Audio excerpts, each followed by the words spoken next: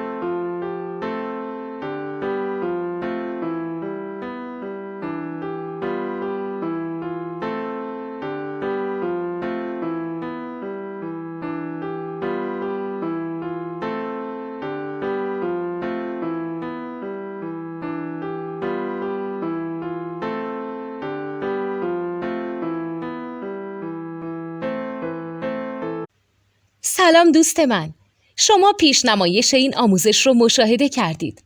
برای دیدن آموزش به صورت کامل میتونید به وبسایت نوت2 که مرجع آموزش موسیقی هست مراجعه کنید.